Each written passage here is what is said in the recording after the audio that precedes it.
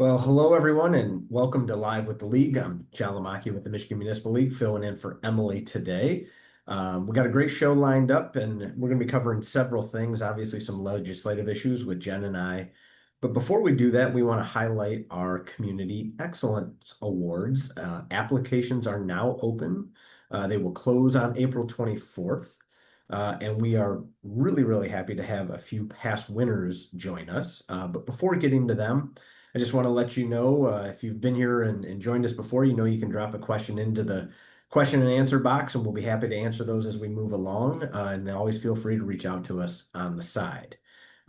With that, we're going to be talking about the Community Excellence Awards. We're going to get into some highlights of some of the most innovative things happening in our communities across Michigan. And communities are encouraged to submit those projects. Judges will narrow it down, and the top four finalists will go head to head convention and it'll be awarded the cup. The interesting thing is, will anybody be able to take it from the UP, as we have had back-to-back winners from north of the bridge?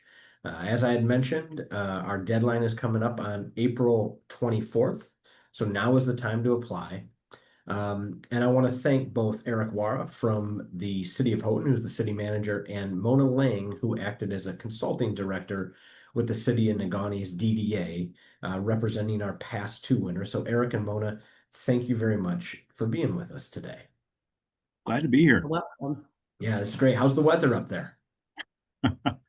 Well, I know it didn't snow today in Houghton, but I know downstate you guys have been cutting grass already, and I think I saw grass in my yard yesterday, but it was right by the driveway. Yeah, there's a little sloppy right up there right now, Eric. It Yeah. is. It is that season for Yeah. sure. Hopefully, we'll get beyond that, and you'll start to see some buds on the tree here before too long. But with that, let's start with both of you. I want to sort of go back and revisit your project. So maybe if each of you can take a few moments and give a brief overview of the projects that each of you submitted as part of the Community Excellence Awards. I'm gonna let Eric go first. Okay, I was going to say I was second, but I'll go first. Our project that we presented 2 years ago was called Connecting Houghton, and it's what we did as a community after doing three large infrastructure projects in our downtown and on our waterfront, and how we really connected all of those projects and the community, just bringing everybody together and creating a place that people wanted to be, and being able to bring in everybody from our public works department to volunteers to just everybody in the community to really change the way it felt downtown. Yeah. And Mona, how about you? Well, we did the Downtown Negaunee Enhancement Project, and it was really more than just a facelift. It was a comprehensive project that included infrastructure and streetscaping and placemaking elements. We did the infrastructure included all new water lines, electrical systems, and we developed five um, community nodes and public gathering places, and all new street furniture, sidewalks, lights. So it truly was a holistic project. Yeah. Well, I think the other thing each of your communities have in common is both have hosted the UP managers meeting in the same year that they won. So if that's any indication, I think Munising's up next. So hopefully they'll put their project in. We'll see what they got going on to see if we can continue that run. But Eric and Mona, maybe you can talk about, what really motivated the community to apply for this award. Well, in our case, when we looked at the theme, which was building community wealth, we really felt that our project fit into that theme, and certainly all the elements of the theme. And also, we were just so proud of that project, and we really were happy to try to get statewide and larger recognition for Negaunee and for that project. And it was similar here. I mean, I remember a few years back, watching Cassopolis win their award, and talking to Emily after that, and really recognizing with the one when they won, it was really thinking about, in the business we're in, there's not a lot of ways to recognize a big project, your team, the people that get involved in your communities, and watching what other people have accomplished with this award, and the I'll call it the magnitude of this award, what it feels like, and being able to share that with a lot of people that are kind of the unsung heroes in every community. That's kind of what motivated us to do this. Yeah. Well, Eric, that's a really interesting point because I am curious, you're sort of leading to it here a little bit, but like, what was the impact of being recognized, right? Actually being able to bring the cup home and sort of take it around and take pictures with it, what did that feel like? How did the community respond to that?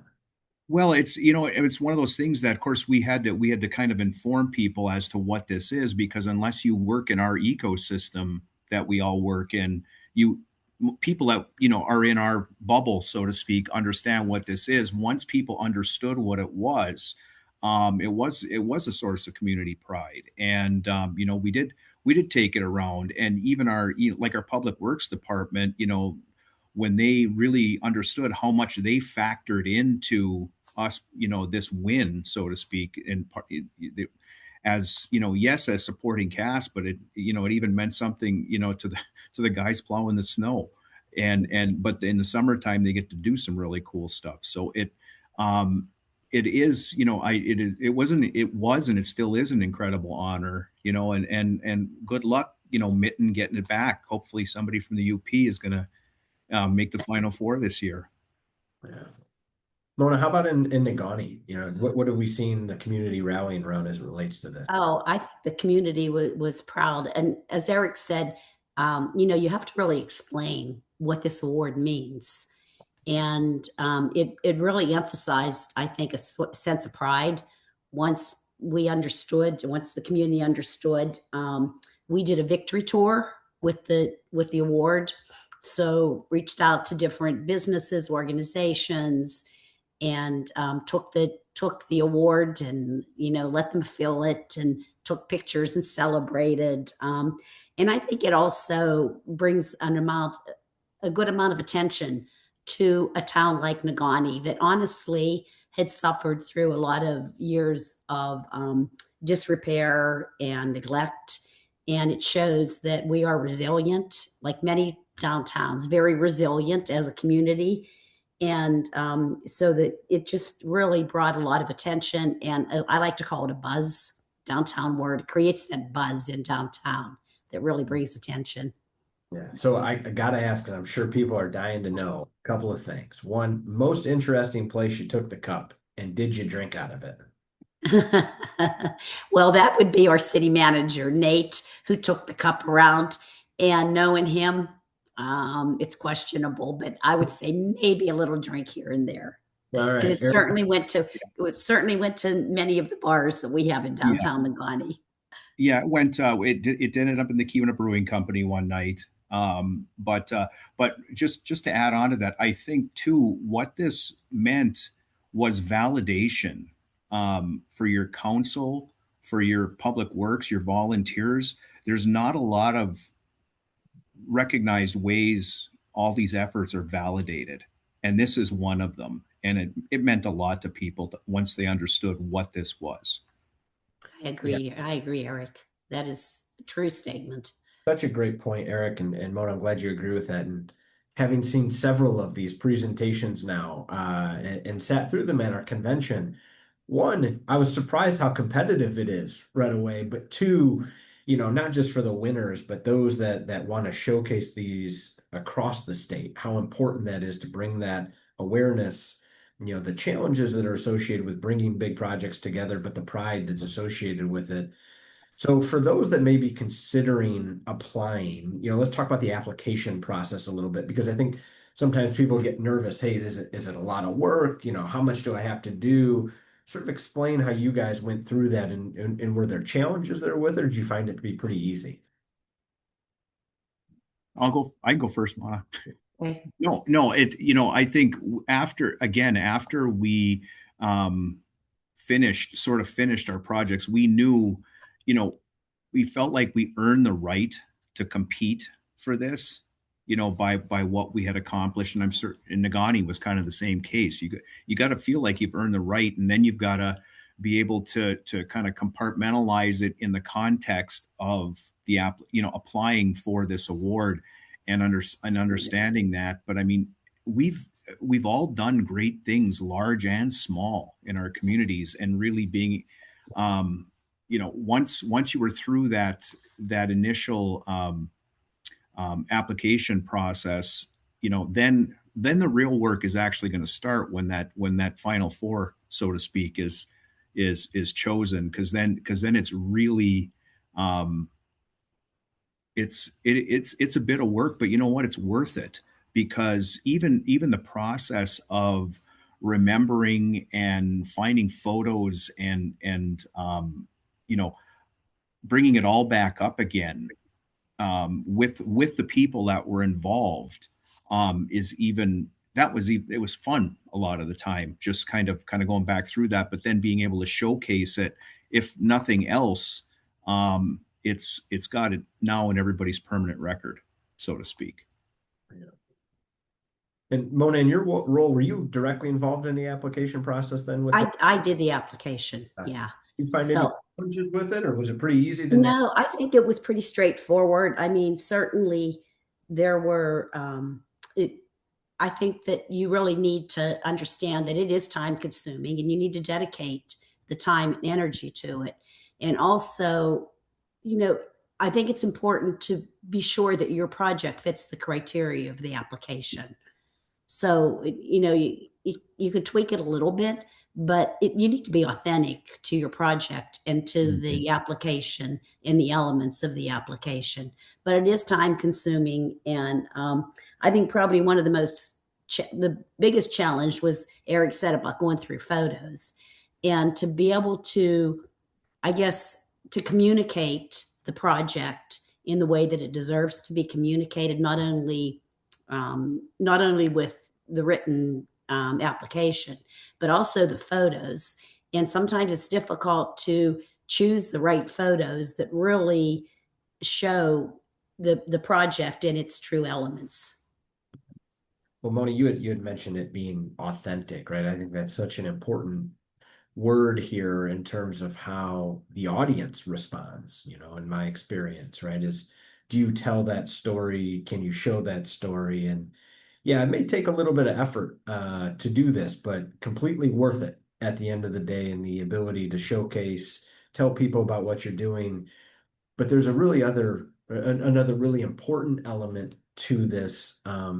It's people learn from you, right? I'm guessing somewhere along the way, somebody's asked you questions. How'd you do that? How did this come about? What were the different challenges you had, not in terms of application, but just in terms of bringing a project to the scale that both of you did together. So as people are going through this, what advice would you give them as they're considering applying, or as they're working through projects, things that you've learned along the way, both not just from the application and the winning and the process, but just as it relates to doing big things, creative things, and understanding how to promote that within your community and to others? Well, I think first of all, you need to be sure that it's the right project and listen to the community and what the community has to say. We were fortunate in that we were already, it started the large water replacement project.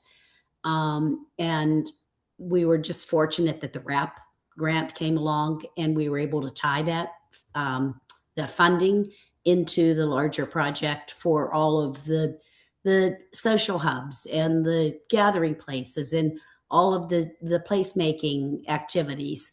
And also, we really listened to the community about, they really were insistent on maintaining Negaunee's tie to their industrial heritage. So when we went to look for all of the amenities, a lot of our elements we had designed to out of steel, and iron to reflect the iron history of the community. So it is authentic, but it's also very unique. So we didn't try to make Negaunee something that it's not. So I think that sometimes is a mistake that a lot of communities make. They see another community and they think I can do that, and they can do it, but they need to do it so that it fits in their own image, and they don't lose the essence of their community. Yeah, I think especially when you're doing these larger projects is, you look at your master plan, and the word authentic has come up several times here. And I think that's probably the biggest thing with these bigger projects, whether you're doing a streetscape or a waterfront plus a streetscape like we did, is really working your master plan. But then, as you fit these things out to, we're another round one success too, which really helped, kind of put the icing on the cake for us when we were finished up three large projects. That the being true to who you are, and then as you're, this is about going for the cup, right? I mean, it's, we felt when we final that script out for our presentation, this is who we are, and it's pretty neat, and it's a good story to tell, and we were happy to tell it and share it with people. And I think it's just one of the things in there is just, if you're good at something, do more of it, and maybe just do a little extra here and there. And I think that, from the award, from seeing all the presenters, I mean, it's really doing what's right and good and part of your community. um, Whether it's a project, and then maybe it's, and you know what, if you do it right, it's going to be worthy of going for the cup. Well, and Eric and Mona, I appreciate the thoughts there, right? Because that authentic aspect, the community aspect of it, sort of being true to who you are, is really what we talk about and celebrate here at the league all the time. That uniqueness, that community context, as I'm sure we're going to talk about here in our next segment a little bit as we get into some legislation. But celebrating those things is something that's a real joy too, both for individual communities that are successful enough to win the cup, but those that are doing great things across this state.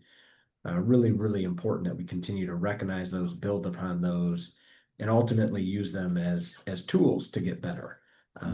And so I appreciate both of you joining us today, and I want to finish this with just one last quick question. If you can just leave one final piece of advice for anybody that's applying. I know we talked about being authentic and things like that, but as you really think about what this means, is there any last piece you'd like to leave for our audience today?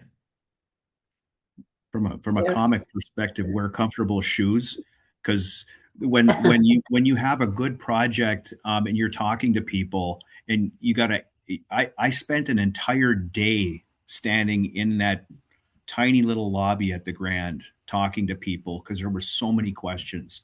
And make sure you're willing and ready to talk to people about that stuff when the time comes. And you better be able to back up what was in your presentation. And we were fortunate we could, and bring a team with you, because there's a lot of people that are going to want to talk to you that day. I agree.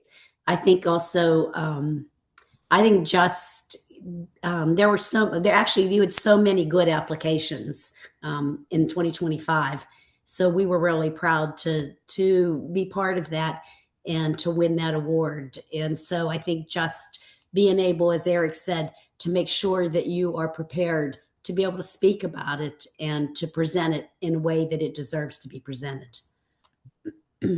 That's great advice. And and Eric, I can attest to that because I think about that all the time when we actually attend the conferences as staff, right? You're on your feet a lot, always talking to people. Comfortable shoes is a must.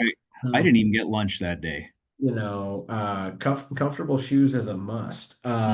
Yeah, bring snacks. Yep.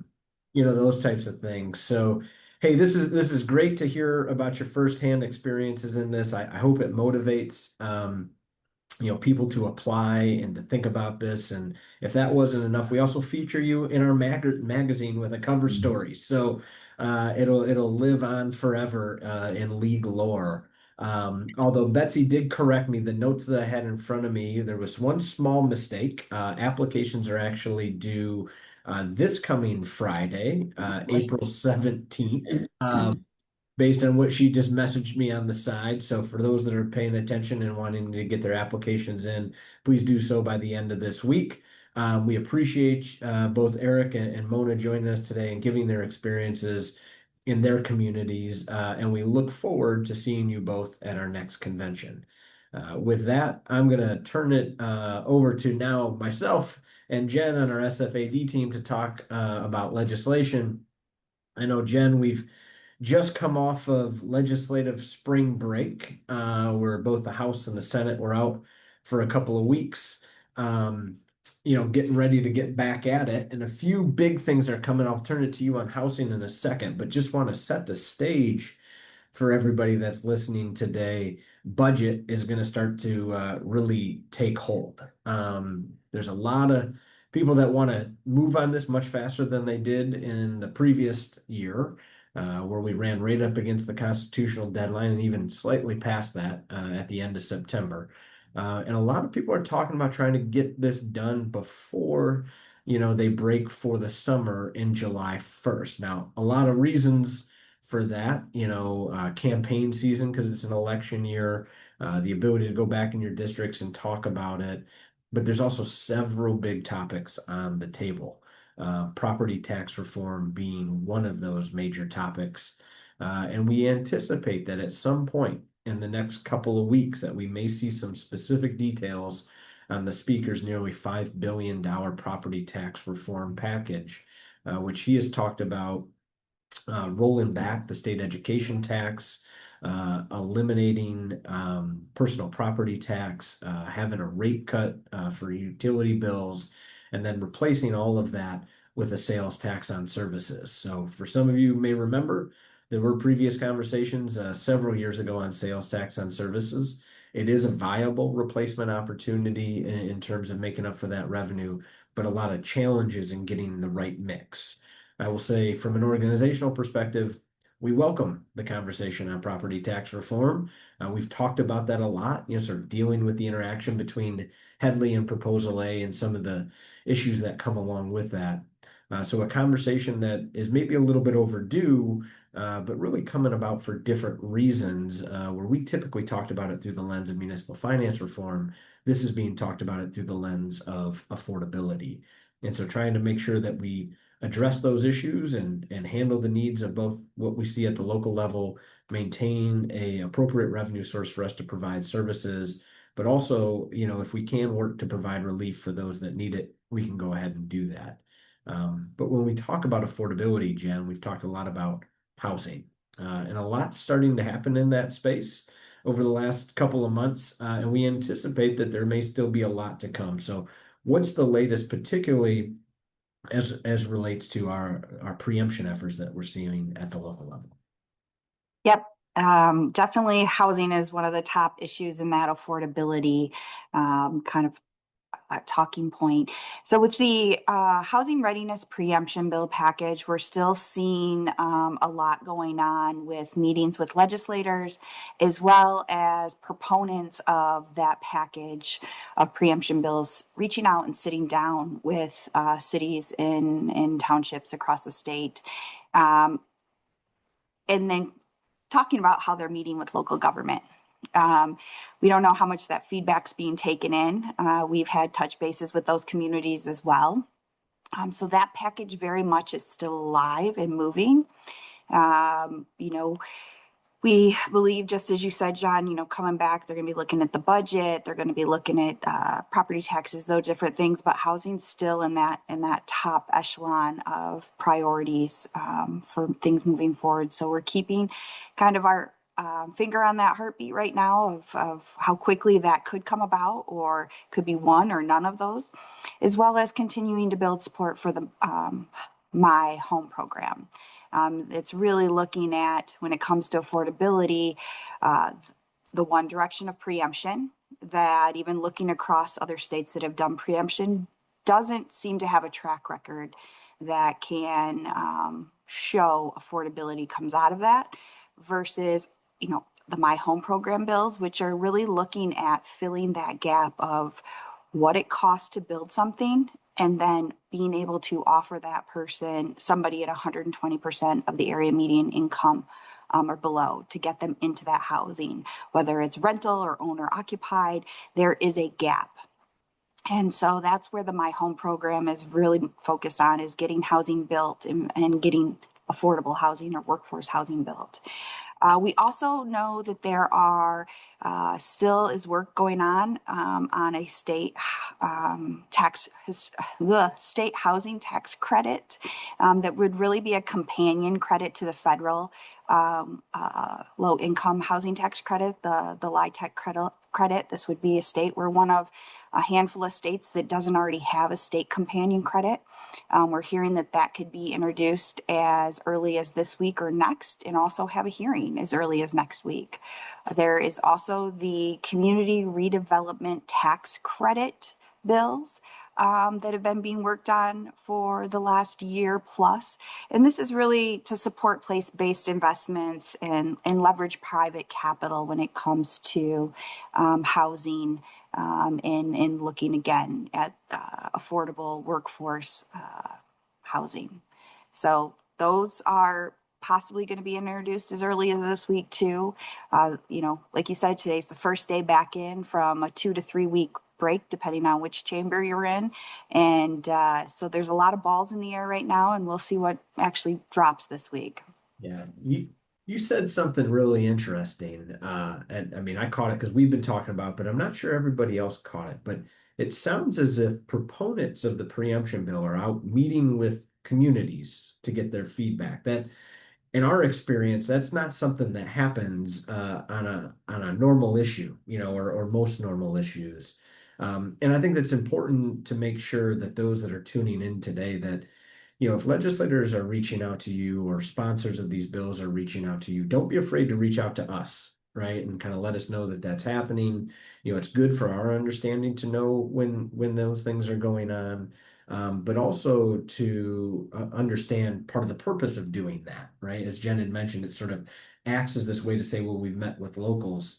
And we want to make sure from our standpoint, we remain consistent, right? That yes, we understand that housing is an issue here in the state. Yes, we want to work towards solutions that help address issues of supply and affordability, but we really believe the approach to that is what Jen had mentioned, which is the My Home program, not preemption. Right. And I would just add, trying to peel off single municipalities or, make things fit for one community. This is statewide policy. So it impacts every municipality in the state, not just the ones they're meeting with.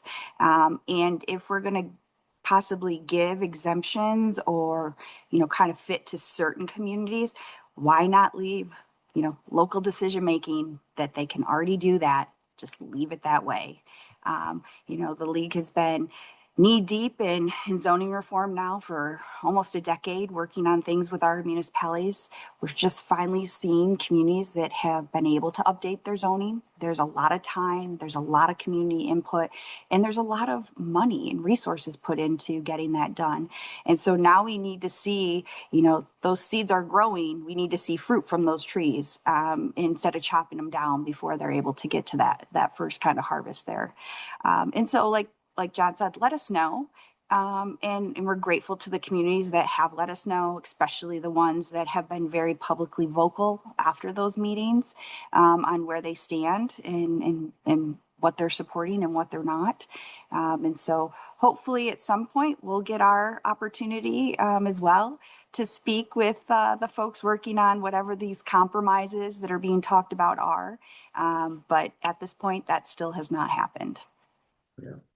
Well, there's a couple of key things that you can do, right? So first is, we have posted a blog recently that gives sample resolutions that other communities have adopted in opposition to the housing readiness package. We would encourage you to consider that and then share those with your legislators and the bill sponsors and the governor. as well as those committee members on the House Government Operations Committee. That would be one step. Additionally, beyond that, if there are things that you want to do or need our help on, we're always happy to engage in that process. And then the next one would be to continue to support the My Home program, as Jen had said. So much of this conversation is about what is the best way to move forward. We really think, and even if you couple it with some of the other things that Jen had mentioned around some of the tax credit aspects, we know that the biggest issue that exists out there is filling the gap between what people can afford and what it actually costs to build. We need to focus on that, right? While still ensuring that our communities have access to the tools that they need, and to rely on those experts at the local level in which to do local things appropriately. And so all of this becomes really, really important in terms of how we engage in this issue. It's not an easy issue. There's not simple solutions, but making sure that we engage in this in a way that not only pushes back, but also offers solutions is really where we want to be. So Yeah, and John, just to jump in on a couple of comments and questions we've been receiving in the chat. Before the bills were ever introduced, we did sit down with some of those major proponents of the other package, like the home builders and the realtors, and provided them information and saw feedback from them, as well as have continued to try to keep those channels of communication. We know that home builders are also out there meeting with certain municipalities, not all, but sometimes I think where they have maybe a current builder, one of their members working with a community on a project. So I just want you to know I know there's some specific stuff in here about the Mackinac Center. We have engaged with them a little more on, I guess, social media than most. And then last, John, why don't you talk about Montana and, what we've done with Montana? Two things quick. First is we have organization. We've been very active through our social media channels on this. We would encourage you to follow that, to like that, to share that, right? To make sure that we can continue to both talk about the positive aspects of the My Home program, which we will see some posts on that, but also pushing back against some of the things that have been talked about out there, whether that's the cost of regulations or most recently, others trying to control the narrative around what local control is and what that looks like. Jen had mentioned Montana. I know a lot of people bring Montana up, and I won't go through all of the details of what Montana did. And while yes, there was some preemption involved in the Montana miracle, as they call it, there was also a huge pot of money. And in that case, it was about $225 million that did everything from paying for infrastructure to down payment assistance to actually helping communities update their zoning. If we were just to take that $225 million and apply it to Michigan on a per capita basis, that's a $2 billion plan if you did it the exact same way here. So when the state's ready to talk about giving $2 billion to this problem, I think we can be ready to have that conversation about Montana in a different way. But that just has not been the case here. Really, Yeah. And the My Home program actually does have elements of what Montana did. They provided multiple zoning reforms and had the municipalities that qualified or were impacted by that legislation, because it's not something that's just a statewide, every municipality in the state has to follow. But it gives them so many to be done in such amount of time. And then, like John said, there was a huge, package or a pot of funds on the back to help with that housing infrastructure and housing, just infrastructure capacity in general moving forward. And so and I smile because, a lot of these things that I think you'll hear from us, we have the same consistency in our talking points and the data we're using. On the other side, we keep seeing the goalposts being moved, as well as the conversation about why the preemption bills are needed. The talking points have greatly evolved and really even are different than what they started with and why. So I think that's something also that you're not going to see us changing our narrative. I mean, we know the policy that we have brought forward, while nothing is perfect, we know that it would have an impact and at least start moving the needle on impacting affordability with housing. So as most things we deal with when they're complicated policy, a lot of nuances. But quite frankly, we are in the position we are today in terms of successfully pushing back on this so far and really forcing them to change that narrative because of how active our membership has been, how active, Michigan Townships Association membership has been, our partnership with them and SEMCOG and several other local groups has been truly impactful on this. And because of that, right, we have been able to make some inroads into both pushing back against the preemption efforts, but proactively pushing the My Home program. I can see a question has come in that has to touch back on the governor's office on this issue. If you listen to the governor from the time of which she gave her State of the State speech, she really has come out and endorsed this preemption effort, really, full throated. Now, I would say as talking points change and things evolve, she isn't out there saying, specifically we have to do this, but she has this message of build, baby, build.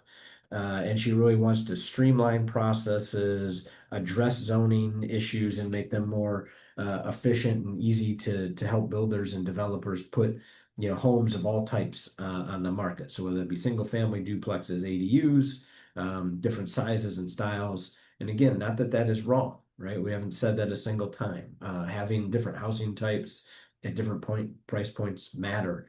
How we go about doing that and the local decision-making process and that community context being involved in it is one that is most critical. So yes, we are concerned about the governor's current position on this, and we have made that very well known. We're going to continue, as Jen said, to make those points consistently. So I think, a couple of key dates as we move forward, not just in this process, but in the legislative process in general. Here coming up on April 21st is filing deadline. We will at that point know who is in and who is out in terms of running for all of the different seats that are going to be open, which in the state of Michigan is going to be nearly every seat at the state and federal level. And then beyond that, we will see in early May the Consensus Revenue Estimating Conference. And while a date has not been set, that will be the way in which the appropriators develop budget targets as they pull together the final negotiations on the state budget for this year. And then June 30th, which is the statutory deadline that is in place to have the state budget done. Those will all be key dates as we look forward to what's going on here in Lansing. We'll make sure to keep you updated along the way on that. But in closing here, I want to thank everybody for participating today, to thank Houghton and Negaunee for joining us and giving us their experiences and their ventures through the Community Excellence Awards. And as a reminder, that deadline is April 17th. So this Friday is when applications are due. We encourage you to put that application in. It's really a great opportunity for you to showcase what's going on within your communities and let others learn from it and the experiences that you've had. Additionally, we have upcoming EOA summits. Both the core and advanced summits are going to be May 15th and 16th in Bay City. And then don't forget about our online learning process where you can get on-demand learning. That platform is now live. You can access those courses at any time on ethics, lobbying, local government finance at mymml.org. Learn at your own pace 24/7. So it's really convenient, user-friendly, and informative as you want to learn different things that are going on with us organizationally and will help you in your role at the local level. So thanks again for tuning in. We'll see you next time on Live with the League.